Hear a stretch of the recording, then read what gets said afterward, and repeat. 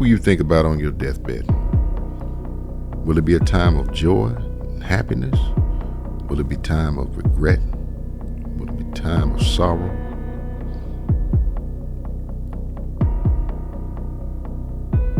I'm going to share with you 15 of the biggest deathbed regrets. These are the regrets that most people have, but not only am I going to share them with you, I'm going to show you how you can avoid them. You know what's sad? It isn't growing old. It isn't even the fact that we die. What's depressing is to find ourselves old and lying on our deathbeds and wishing we had lived our lives differently. Too often we find ourselves mired in society's expectations for us. We chase goals that have little or nothing to do with meaningful accomplishment or lasting happiness. We promise ourselves we'll change. We'll put first the things that matter most, someday. But what typically happens is that someday never comes. And there we are, our lives behind us. We have nothing to show for it but regret. Well, damn, how about we do something about that before it's too late? So here are 15 things that older people regret having never done or not done enough. Number 1, doing what we love.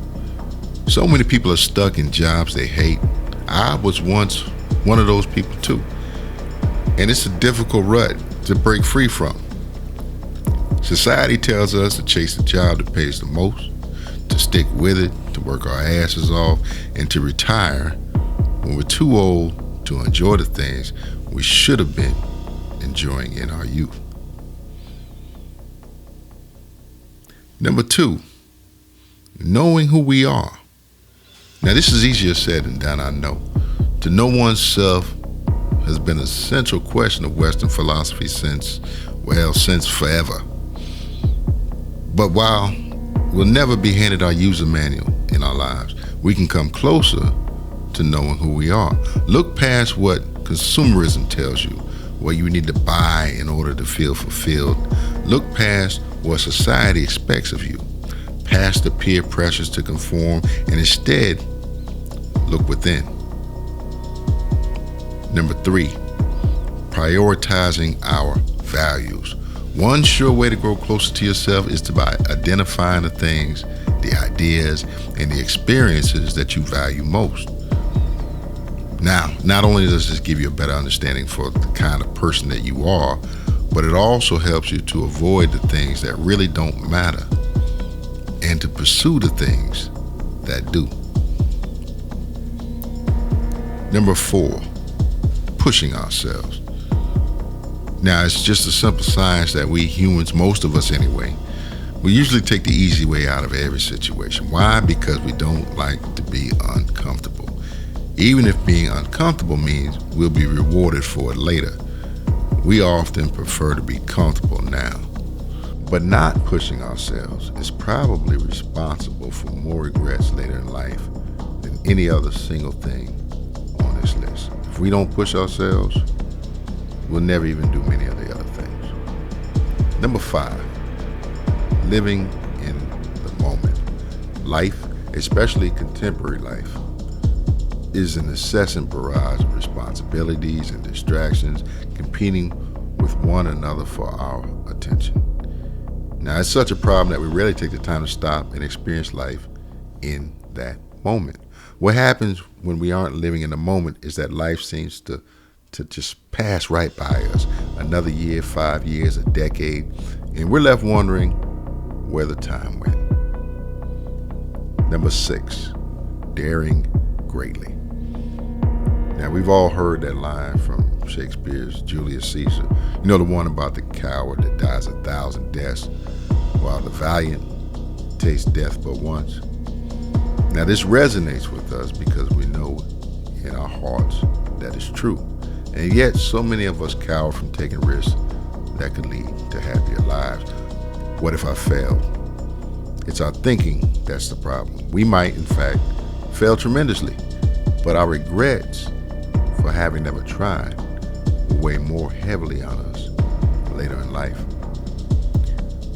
Number 7, learning a second language. Now, this one is interesting.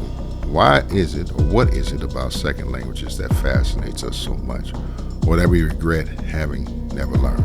Maybe it's the promise of connecting with people from different cultures and acquiring new experiences. Maybe it's the promise of expanding our worldviews by thinking outside the boundaries of our native language. I don't know. But with so many resources available to learning new languages today, we really don't have any excuse for not following through. Number 8, expanding our worldviews. Yes, and since I brought it up in the last point, we might as well focus on it here. Experiencing new cultures and expanding our minds to think beyond black and white terms, and reading more enlightened books, and seeking advice from those who've been there and done that, and traveling the world. Those are all things many of us will regret never doing in our youth. Number 9, giving back. Years ago, I read a passage in a book that changed my life. I think it was written by Stephen Covey, but I don't remember which book. Anyway, to paraphrase, it goes like this. Imagine you're attending your own funeral, and then you get to decide the 3 people who will give eulogies. Now, what do you hope they say? Chances are, you want them to talk about how great of a person you were, about the positive impact you had on their lives, and how the world is a better place for you having lived in it for a while. But there's really only one way to earn an honest eulogy like that, and that's by giving back, by helping others realize their goals. Quite simply, by just being a good and charitable person. Number 10, taking a stand for ourselves.